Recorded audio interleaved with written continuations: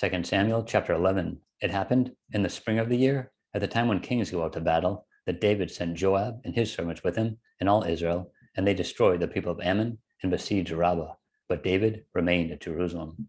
Then it happened one evening that David arose from his bed and walked on the roof of the king's house. And from the roof he saw a woman bathing, and the woman was very beautiful to behold. So David sent and inquired about the woman, and someone said, "Is this not Bathsheba, the daughter of Uriah, the wife of Uriah the Hittite?"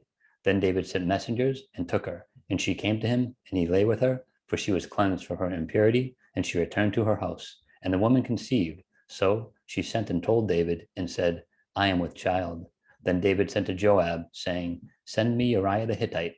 And Joab sent Uriah to David. When Uriah had come to him, David asked how Joab was doing, and how the people were doing, and how the war prospered. And David said to Uriah, "Go down to your house and wash your feet." So Uriah departed from the king's house, and a gift of food from the king followed him.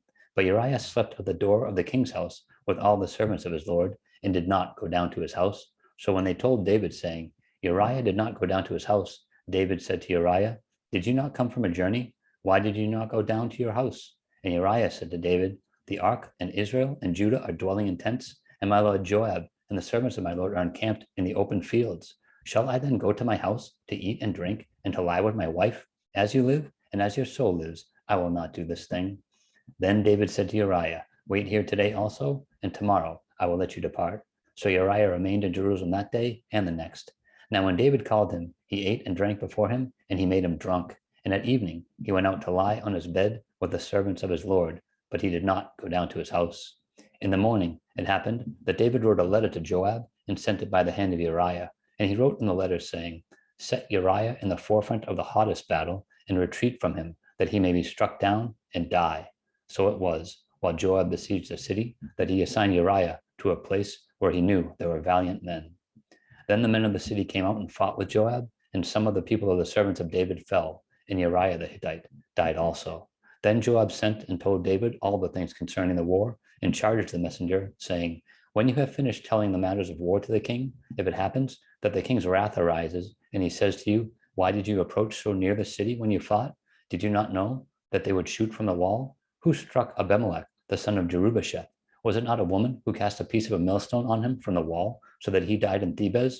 Why did you go near the wall?' Then you shall say, 'Your servant Uriah the Hittite is dead also.'"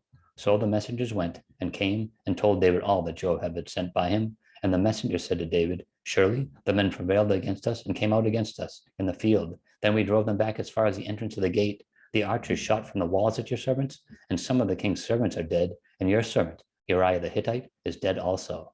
Then David said to the messenger, "Thus you shall say to Joab, 'Do not let this thing displease you, for the sword devours one as well as another. Strengthen your attack against the city and overthrow it. So encourage him.'" When the wife of Uriah heard that Uriah, her husband, was dead, she mourned for her husband.